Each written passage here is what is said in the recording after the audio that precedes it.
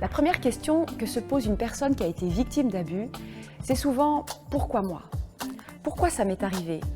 Est-ce que c'est de ma faute ?» C'est sans doute pour ça que pendant très longtemps, on n'en parlait pas. Aujourd'hui, grâce à des mouvements comme #MeToo, la parole s'est déliée et tant mieux. Mais on découvre l'ampleur du mal et aussi la diversité des situations et des visages de l'abus. L'abus peut être sexuel, bien sûr, quand une personne se trouve contrainte à avoir des relations sexuelles sans avoir donné son consentement, y compris dans le cadre conjugal. Mais l'abus peut être aussi moral ou spirituel, lorsqu'une personne se laisse assujettir par une autre qui a un ascendant ou une autorité sur elle. Ça peut être aussi les deux, abus moral et sexuel, abus spirituel et sexuel. On peut parler aussi de l'abus de faiblesse, quand des personnes vulnérables sont manipulées et spoliées par des personnes qui sont censées prendre soin d'elles. Toutes ces expériences de l'abus ont des points communs.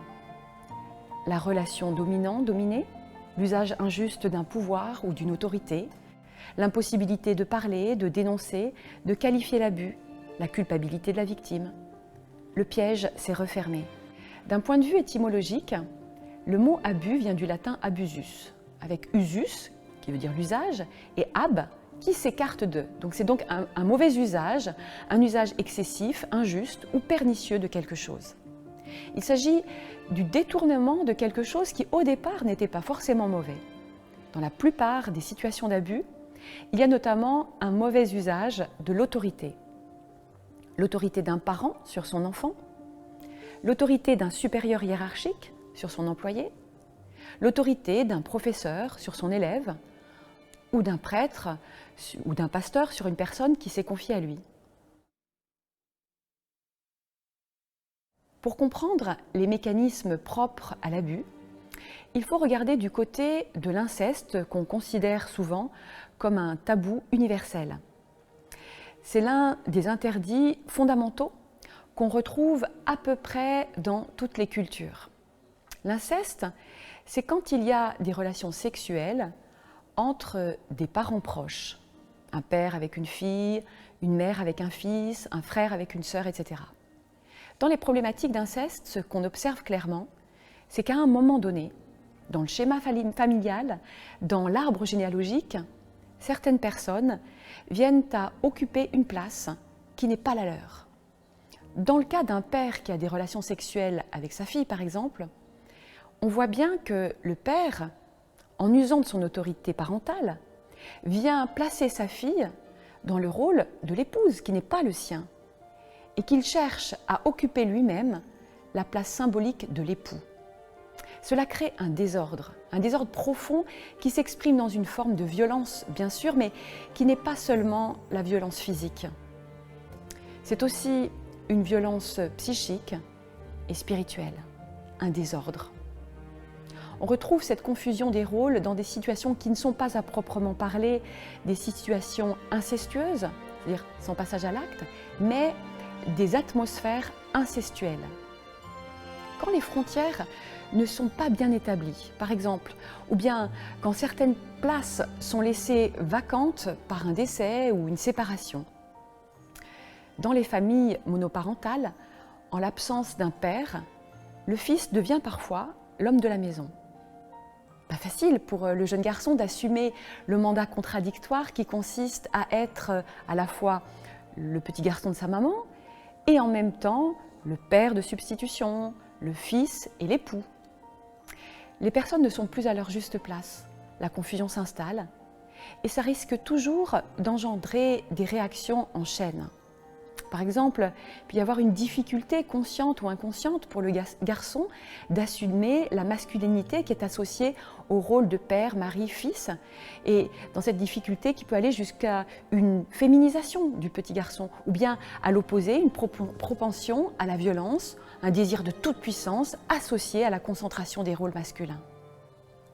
Quand le père n'est pas ou n'est plus à sa place, forcément ça risque d'avoir un impact sur le rôle et l'identité de tous les autres membres de la famille.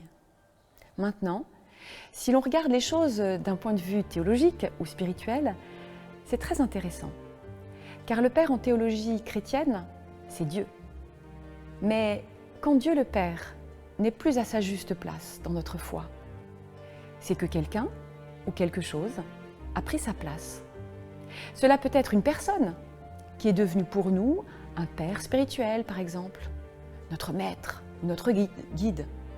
Mais cela peut être aussi une idéologie, un principe, une substance. Quelqu'un ou quelque chose qui remplace notre Père céleste. Aujourd'hui, on ose parler des abus spirituels.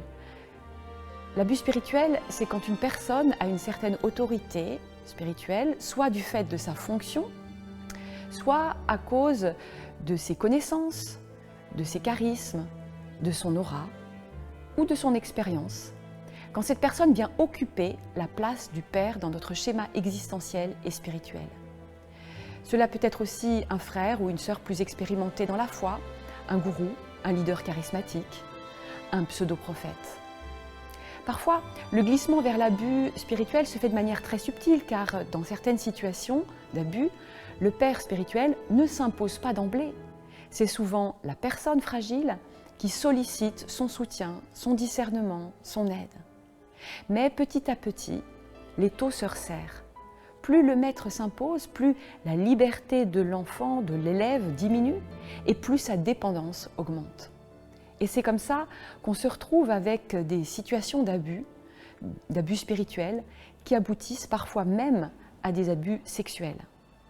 Une fois que la confusion règne, plus personne n'est à sa juste place.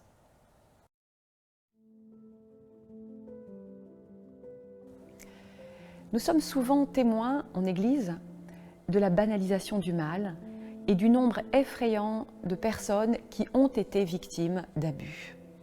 Nous avons un rôle à jouer en prenant soin de ces personnes et en leur offrant un espace où la parole peut se libérer, où l'indisciple peut enfin trouver des mots sous le regard bienveillant de Dieu. Nous avons aussi un rôle à jouer dans le fait de dénoncer ce mal en qualifiant les situations abusives et en dénonçant les personnes qui commettent de tels abus. La société tout entière s'y attelle depuis un certain temps avec notamment les hashtags MeToo ou bien Balance ton porc. Mais dénoncer, ça veut dire aussi dénoncer les systèmes, que ce soit dans la famille, avec ce qu'on a décrit autour de la confusion des rôles, mais aussi dans les institutions et plus particulièrement dans tous les lieux où se déploie une autorité, l'éducation, les communautés religieuses dans leur diversité, les instances politiques.